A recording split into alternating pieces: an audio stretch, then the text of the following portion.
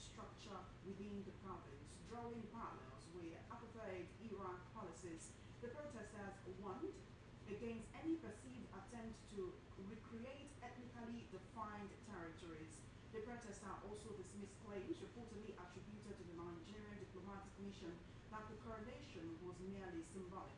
In a separate address, Prince Chanti Sigwaku from the Amatola House of Traditional Leaders reinforced calls for immediate government action, describing the incident as a direct violation of South Africa's sovereignty and legal framework.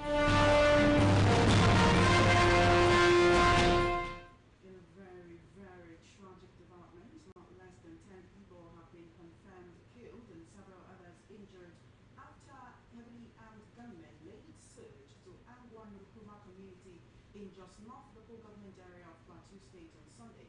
According to eyewitnesses, the attack which threw residents of the community into grief and total confusion reportedly occurred at about 8 p.m.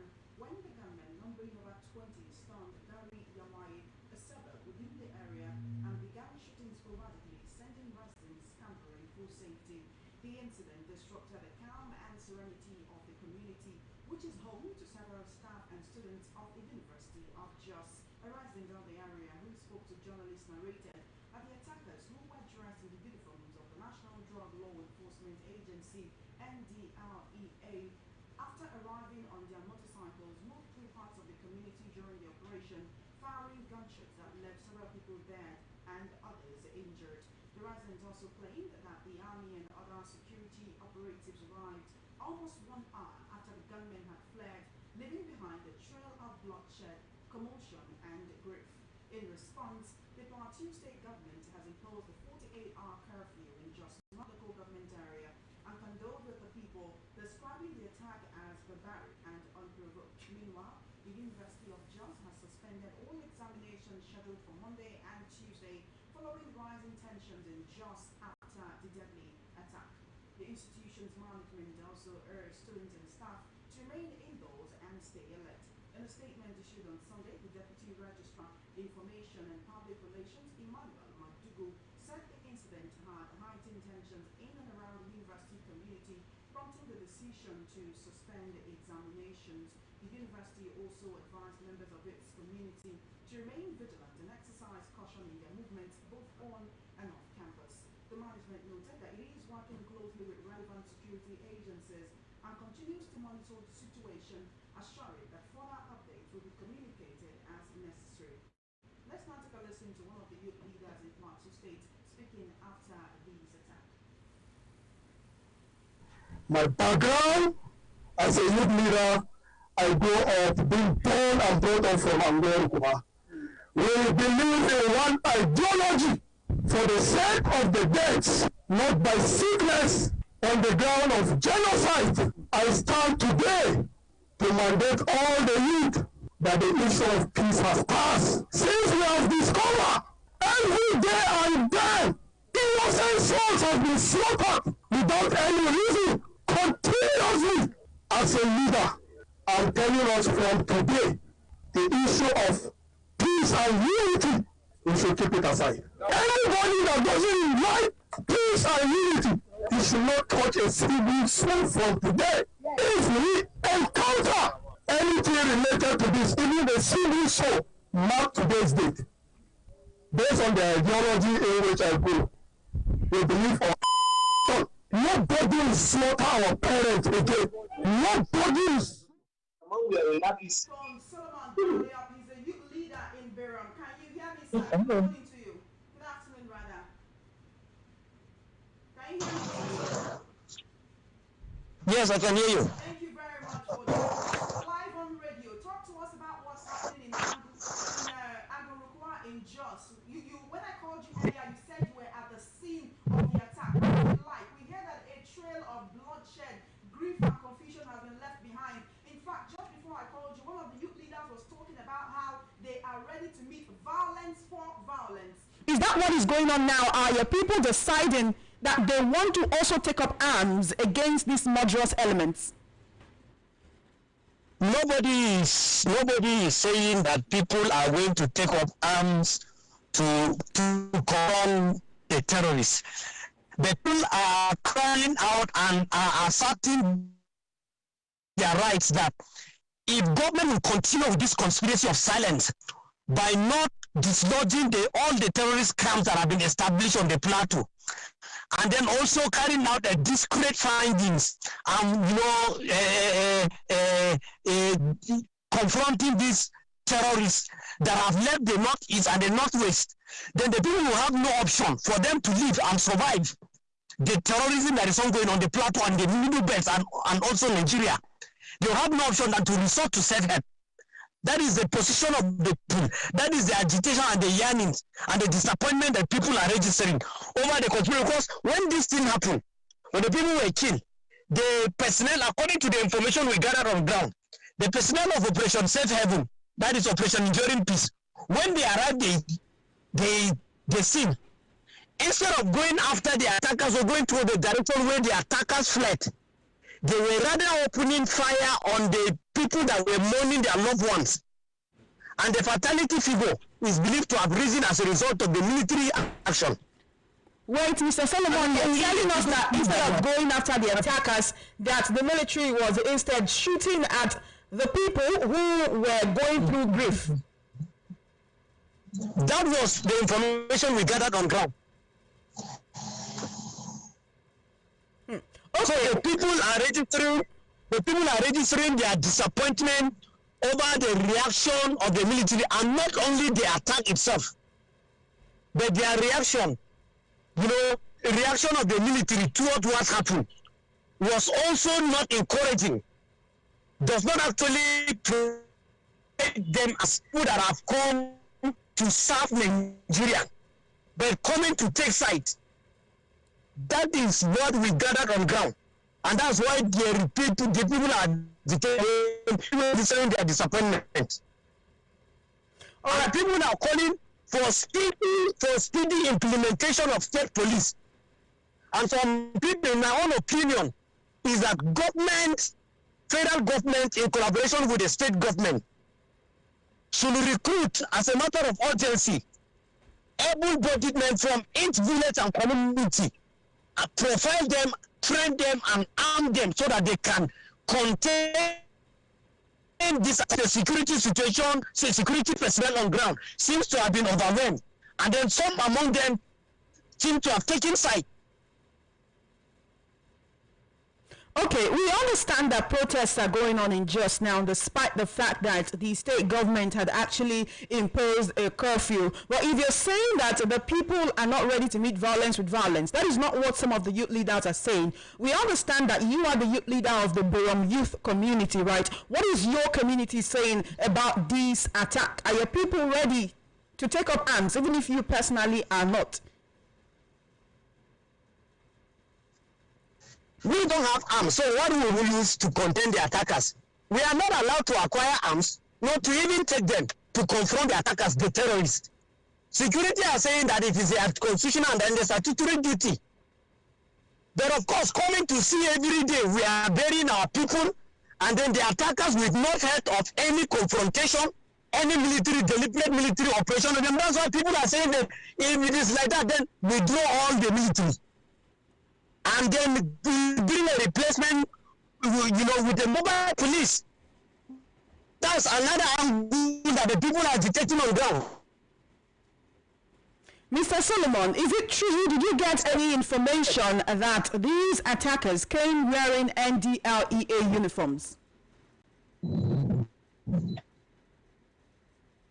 Of course, according to the information, the attackers, some among them were in military uniforms. And they had their field day because there was no any repairs. There was no any confrontation to them. They came to a place where business activities were ongoing and people were celebrating a Palm Sunday. So they had a very free day because nobody was in possession of any firearm, because Nigerians have been prohibited from being in possession of firearms unless you are licensed. And even the life from terrorists come with sophisticated arms. That even the police station that is situated where the attack occurred, they could not even do anything because information was down. There are only 3 police. So fact So we are not allowed to carry and then our lives are not guaranteed. The safety and protection of our lives are not guaranteed. So what do? We are now in between the devil and the Red Sea. You go back, you meet the devil. You go to the Red Sea, you are sunk. So what do? What are the security agents and anybody that is saying that as of now? The security agent is right there in Jos. What are they saying? What are they doing? Have you been able to speak to any government official? Are they planning to leave security officials there with the people for a while, and for how long? Well, we don't know. We have not heard any official statement from the security, whether they are leaving the security here with the people or not. But bringing the security to the people for what? Instead of going to where these people fled to, where they ran to, where the attackers run after the attack, go to those communities and do your findings, even if it is by way of pretense. All right. Thank you very much, Mr. Solomon, for speaking to us.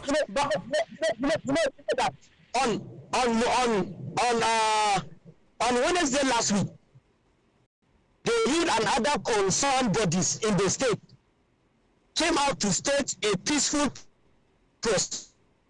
As a result, it was being premised on the ground that terrorists and influx of have moved into the state, not only on the plateau, but the entire Middle states. And with that procession that was peacefully staged, going to the government house, even though officials of government went out of the state for official function, but that one alone, it did not even signal a message to the security agencies to rise up and ask, why are these people staging a peaceful procession over the influx of terrorist gang into the state? Nobody could do anything about that. And the question to ask there is, should that not be seen as a conspiracy of silence on the part of parties that have been saddled with the responsibility of guarding and protecting Nigerians? There was no any single action, except in Rome, where the sector 6 commander, Colonel Philip, went to established. They went and chased them away. But it's not only chasing them away, it's eluding them, because chasing them away, they will still go and gang in another, and establish another gang in another location. From there, they will not attack. That is what we are saying, and that is what is happening here in the plateau, and not only in the plateau, in the Middle Belt state, another part of Nigeria. It's very unfortunate. Hello. It's very unfortunate, Mr. Solomon, and we want to express our condolences as Voice of the People 90.3 FM. We do hope you accept our condolences to the people of Angowan Rukua in Jos. But we want to know, going forward, what is the plan of the community? We understand that this is not the first time something like this is happening in Jos and in Plateau State as a whole. As the Biram youth leader, apart from issuing maybe press statements and others, and also talking to journalists when this occurs, what are the plans that have been put in place to safeguard the people by the people, if you believe the government have not been doing enough? Do you have intelligence sources that let you know when something like this wants to happen, so that people can move away from such locations before that comes on? Do you have like a vigilante or any sort of militia that has been raised to counter this? I can hear you. Please go ahead. They are available security measures local communities could only employ is to just continue carrying out or giving out early warning signals, and also intelligence, local intelligence to the relevant authorities. But the local vigilantes that are on ground are not treated with requisite arms that they can contain these attackers. Not even POM actions were acquired and given to them. That is, you are the one to protect your community. Self-effort, not by government effort, equipping you with the requisite arms, with the requisite intel and the training to contain and then safeguard your communities. So that's how helpless and hopeless the situation is. We learned that no, Plateau State government on Rainbow, and these are people that were recruited from, vulnerable and volatile villages and communities. But somebody from the federal government who leaves his office refused to release those arms to the state government to use them and kick the Operation Rainbow. Isn't that an encouragement to terrorism? And we are calling that such officer of government should be removed with immediate effect, because his own action is counterproductive. Please, Bola Tinubu, look immediately into security architecture and have this part end, because President Goodluck Jonathan said that even in his own cabinet has already been infiltrated by terrorists.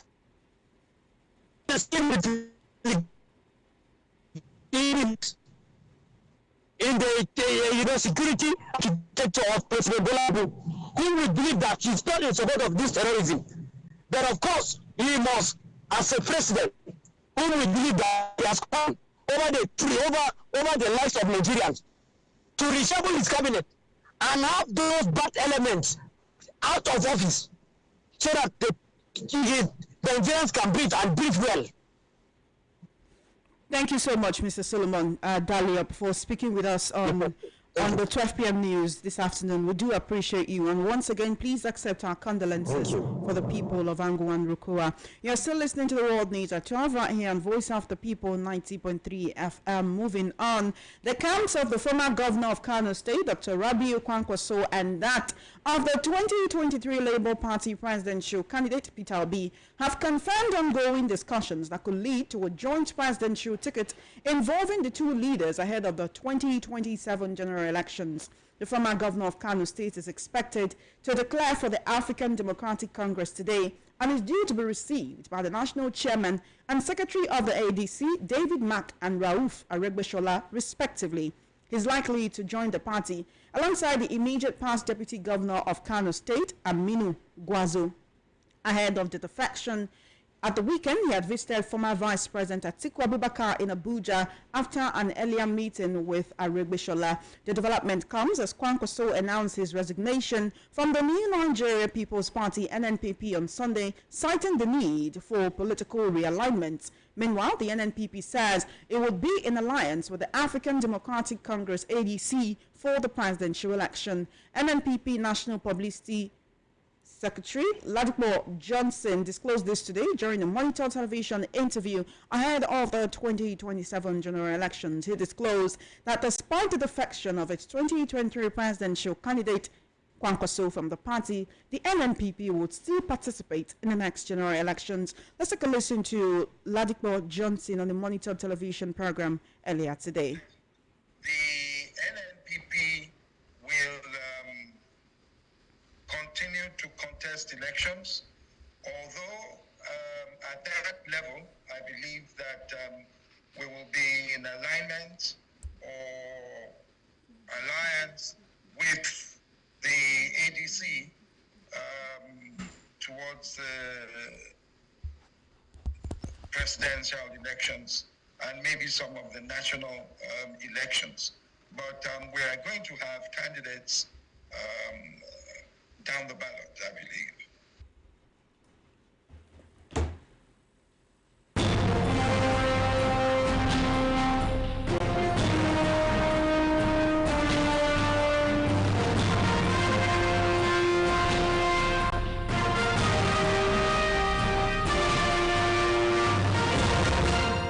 Still on the World News at 12, the Independent National Electoral Commission recognized the faction of the National Working Committee of the People's Democratic Party (PDP), backed by the Minister of the Federal Capital Territory, Nyesom Wike. The electoral body reflected the development on its official website today, where it published the updated leadership of the opposition party. Both Abdulrahman and Anyanwu emerged from the PDP National Convention held on Sunday night at the Velodrome of the National Stadium in Abuja. Those listed include Abdulrahman Mohammed as National Chairman and Samuel Anyanwu as National Secretary, alongside other members of the party's national leadership.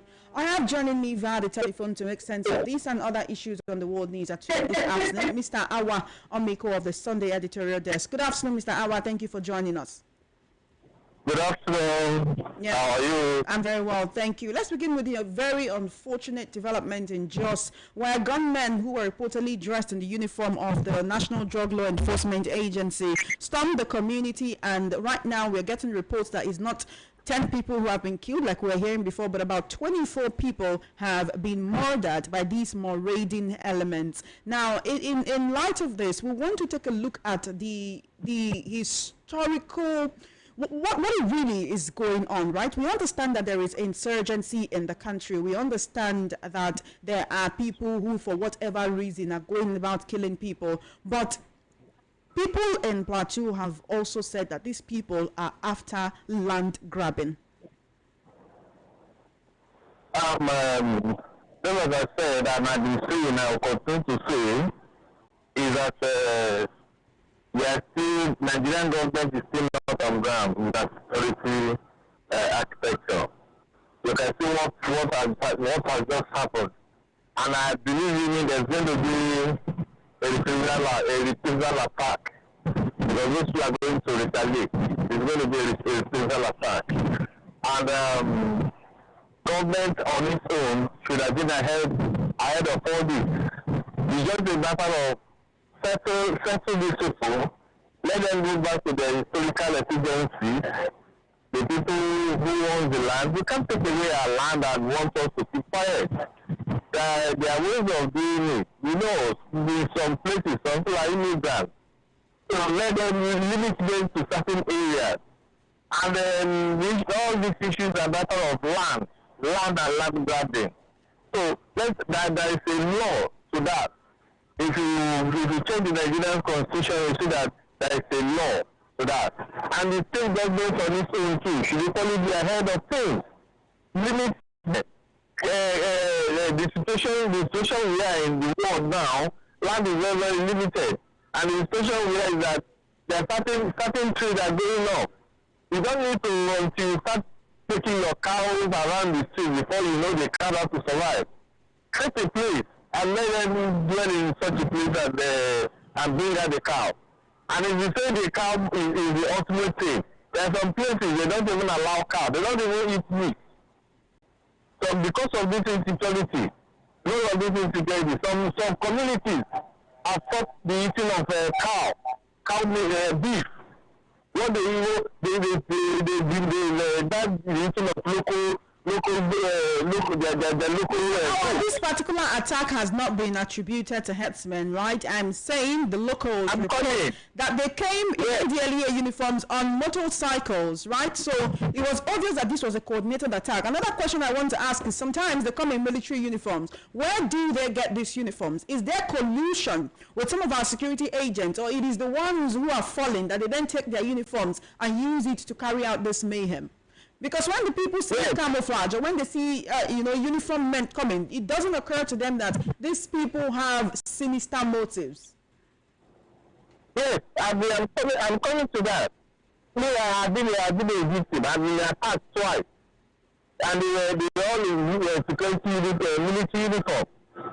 So what we need to do is that, why must we allow the uniforms to be free? In fact, why must we allow it to be an easy get? The government should go sanitize the market. You know, there are places where they sell military uniform. Sanitize the market. I don't know for that in possible place. And when we begin to solve it, it's like in Nigeria, you don't everything goes. There are some places where when you sabotage the economy, you face death. And begin to talk of this, not that I like killing. But when you sabotage the economy, you face death. Look at those people selling those things, and look at the ripple effect it's going to have on the economy and on the people and on the security. So we shouldn't allow our security clothing to be an easy get. Secure them. Even if it is the following ones, there are ways to do it. When I think even in those days, we were Boy Scouts. Once you're no longer a member of the Boy Scouts, the first thing they are still asking is getting back your uniform. They say, do we do that? The answer is no. We don't do that. We begin to receive those uniforms, and once they are still, when we discover what does they are still doing with these uniforms they retrieve, they burn them, they destroy them. And why do they do all that? It's to avoid impersonation. And this is exactly until we remove that from the Boy Scouts and begin to implement it. That is why you see somebody that has left security, that left the army, maybe 10, 20 years ago, it's the same he put on the uniform and come and trouble people in the streets. So that's just that. And again, when this thing is persistent, it will create the military-civilian relationship. It begins to abuse it. People will no longer trust our military, and will no longer trust the security agents. And that is why we need to be much more serious with taking care of our security clothing, the security apparatus, and the architecture. If we don't take care of all these things, the people will use it to carry out different degrees or levels of crime, and that is not encouraging. And just issues is just what we have experienced. The law, let us get back to that law. Let us get back to the people. Let us freeze them out. Let's free them out. Those people are not slaves. They did not come from the mass. Freeze them out and deal with them defensively. And that is where I stand.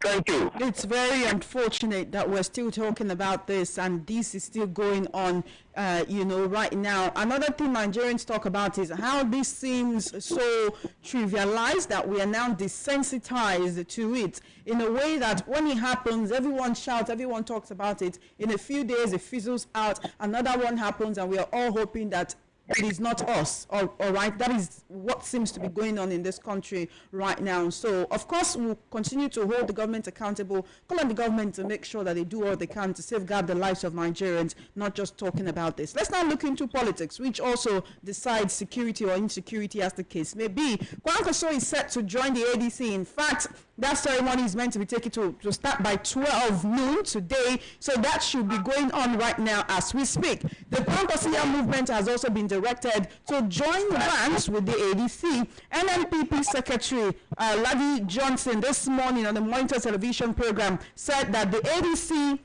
would join forces with the NNPP in 2027. Do you think that this is a major alignment or realignment that would change what seems to be the fate of the 2027 elections? You remember that Obi went to visit Kwankwaso, and Kwankwaso movement people who came out were cheering for them, shouting Obi Kwankwaso, Obi Kwankwaso. Do you think that something major will go on now that he's joined the ADC? There's no differences.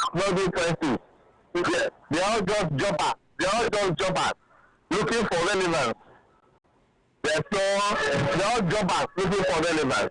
As I said, there's no vacancy in the presidency until they go back. Why is God so jumping parties from here to there? Because they don't have manifestos. They are all political prostitutes. And that is why they need the people need to take them seriously. Of what use? That's something. If you want to wait till after that before you form an alignment to look a way of pushing out the sitting president or the party, look, Chairman, the way we look at analyze the issue of the exam politics, it's like it keeps on a circle. They don't even learn. They don't even read history. Neither do they know about political history of Nigeria. It's just like a twist. They keep on attacking the same situation, the same thing, the same principle, the same same principle. It's what they keep on analyzing. I repeat, for you to remove a sitting president, you must be twice stronger than him. For you to overcome a winning team, you must be twice stronger than him. If APC is not doing well, good or bad, let us have an analyzed and aligned party that will remove APC. That is, if they are able. Until our politicians sit up, nothing will change. Because from the look of things, it's like they are all still seeking for relevance. They all still have coming in alliance with strange bedfellows, and they are all still not yet willing to kill their egos. Until they do that, there must be the system will still remain the same. And now I'll tell you, I'll take you back to 1979 and even 1919. 2019. And you see how those politicians of then were able to come together. But this present regime, this present generation does not want to learn from the politicians of the past. They want to present themselves first. I. Why will a Papa Joe decide to say move from this to that, move from that? Look for somebody that is much more relevant. It does not take away that pride in you. If it must be, if an OB is generally recognized, push it forward. All of you back OB and let him move. If it is not an OB, if it must be an article or whoever, back him up and let him move. If you don't come together to form a whole formidable party, you can never push out APC. And that is where I stand. Thank you. In the midst of this, Atiku says anyone who's talking about him retiring in 2027, that it's a lie. He says he is not ready to retire and he will definitely be on the ballot in 2027. Atiku says he will be on the ballot. Kwankwaso, of course, his indication is that he wants to be, Obi says he will be on the ballot. Amechi says he's not vice presidential material, but he wants to be president. And all of these people join the same boat. So who is most likely to be the captain? You see, some of them are detractors. If you set an exam, A, B, C, D, you know the right answers. You know, in the whole exam, you know the right answer, but you just put detractors. Some of them are like that. They want to reduce the vote of the winning man, of the winning man. And because you know in Nigeria, politics is tribalized. That is why you see that the person is okay. We know if you leave an OB, and just give me an example. You know, if you leave an OB alone, you take your vote. Why don't you go there and distract him? So when they go there, they distract him, they reduce his vote. It will make those in power to say you don't make up enough vote until we allow this, get away these detractors. So it's quite unfortunate. In politics, you can't get them away, especially where in a situation like Nigeria, where poverty has been weaponized. And it makes most of them who are these jobbers, because we don't have anything. You give some of them 2, 3, 5 years to be. They can't also to survive. That is the politics is the only means they know of husband to survive. So they become detractors to make the person that's supposed to win not to win. And most of them at times work for 2, 3 parties, like we have seen in the case of UK, and even APC and even an Amechi. So who is an Amechi to come forward? He has no political weight, and Amechi. And now who else can, among that party, I think we see yes, he still wants to be there because he knows, according to Obasanjo, he said he knows what he forgot in the state house he wants to go and pick. If there's something he forgot where he wants to go and pick, let him table it before us. Let them present their manifesto before the people. Let them talk, not a place where you say you are going to campaign. You just go there and say, hey, Nigeria shall be well. You walk over, people will clap for you and you are live. You are live from the stage. That is not it. Level your policies. Let people know it. Tell us how you're going to achieve all these policies. And tell us if they are achievable or not. And make sure that Nigerians listen. But it's unfortunate here. Politics involves money. And money is what votes. And our votes here don't actually count. Because before the election, those in power those in the system, those that control the system. Mind it is not government that controls it, that rules, it is the system. Those that control the system will have determined who and who to be elected into power, and that remains it. But we can only affect the system when we are politically conscious and when we have the wherewithal to do that. And that wherewithal includes money and power, education, and ability to defend our policies. Thank you. Thank you very much, Mr. Awa. Before you go, I want to quickly talk about what's happening in South Africa this morning. If you recall, last week we had a conversation about the protest in South Africa where they were protesting against foreigners, saying foreigners should go. This time around, they're protesting specifically against Nigerians. And they say the reason is because of what they call a controversial coronation of an Igbo traditional ruler. Protesters have stormed the streets saying that these people want to recreates what happened during apartheid. They said they do not want ethnically defined territories in their country. Now, this is not the first time that we are seeing people, shouting about this. I think it happened in Ghana also last year or 2 years before, where an old video resurfaced and it started circulating like it was new, and then a lot of Ghanaians started protesting that the Nigerians should go. Usually in Nigeria, right here where Igbo live, he said that Igbos have no king. So how come they go outside Nigeria and then try to, entrench this traditional rulership whereby they have a king or they have a leader, and the people who live in those places don't want it? And anyway, it's just a matter of ignorance. Let me put it that way. It's a matter of ignorance. In Nigeria here, they have Alausa. I didn't say Alausa, Alausa.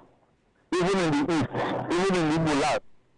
And that place is controlled by the northerners. They have an enemy. Yeah, they have an enemy. They have an enemy. They have somebody that supersees that oversees what they do. Even in your state, there's a place known as Alausa. And if you look at Yoruba here, in Lagos State here, can you go to Diaraba and say you don't want them there? What is the population of people in Diaraba? And they have an enemy. They have somebody that controls them there at Diaraba. You can propose that. You can research that, and you see that. And I believe that what is happening in South Africa has an underhand and influence of Nigeria. But that's a different ball game entirely. Excuse me. Let me give you another example. If you come to Nigeria here, we have the China village, and we have the Chinese community, and we have the Indian community, and we have the Indian schools, we have the Japanese schools, we have the Chinese schools, and some of them don't even allow Nigerians to be there. So now, if you go to Gambia, because these are places I've visited, if you go to Gambia, you see the Yoruba community in Gambia, you see the Yoruba community in Liberia, you see the Yoruba community in Sierra Leone, and they all have their Oba or Bale. If you go to Ghana, this Ghana we are talking about, mind you, that word Accra is not a Ghanaian, it's a Ghanaian language to describe the activities of Nigeria. What that language, that word Accra simply means is that the Nigerians are what? Many. And who are those people that make up that Accra in those days? It was the Yoruba people. And they formed them, and when they were going, they said these people must leave. And that place becomes popular and was known as Accra. Do that as it may, for the sake of this analysis. If you go back to South Africa and investigate properly, there will be an underhand. And there is nothing wrong in a group of people saying, let us live together as a union, as a commoner, and let us maintain our culture. And there's nothing wrong. All you need to do is that such a gathering, such fraternization must be under the laws of the land. You must be under the laws of the land. And besides, when a common group of people live together, you control them better than when they are dispersed. If there's any crime, you just go to that group and tell them one of you have committed this crime. And they will fish that person out for you. And that is exactly what is happening in Yaraba, in Nigeria here, this is Ghana. And that is exactly what is happening in Gambia. And that is exactly when you offend, when a Yoruba man offends and runs into that Gambia group, that Yoruba group in Gambia, they will fish out that person. So tell me, what is wrong if an Igbo people, or if the Igbo group, or the Igbo ethnic group, go to South Africa and say, brother, let us not be scattered. Let us live in a place where we can maintain our culture, maintain our language, maintain our activity. Let us live in a place where we can talk to each other in the language we understand best. What is wrong there? If the people say they don't want it, will you force it on them? Excuse me, Choma. If this same group of people, if they are they operating outside the laws of the land? If they are operating outside the laws of the land and constituting crime and encouraging criminality, that is when you say, no, we don't want you. If you take it to UN, there is no place where UN will say they don't want the minority gathering. It is anti-human rights. Human rights does not encourage that. The South African people should look into themselves and know how to liaise with these people and make things work well, so that there will be a healthy and harmonious relationship between the immigrants, the indigenous, the strangers, and they themselves. If that is not done, mind you, nobody has a monopoly of madness. Even in Nigeria here, we have the Chinese community, we have Indian communities, we have all other nations coming together forming the community. Even we have the US community in Nigeria, and in that community, Nigerians are not allowed to live there. So we must let us speak the truth and let that truth be clearly stated. Have they been committing any crime? If the answer is yes, then look into their activities. And besides, those land where they live, they did not bring it from their community, their villages. Who gave the permission of those lands? Who gave the permission for the acquisition? Who gave the permission for the approval of those things? Why are they not standing now to say those things are no longer, those things they did in the past are no longer needed? We should have a question mark to that.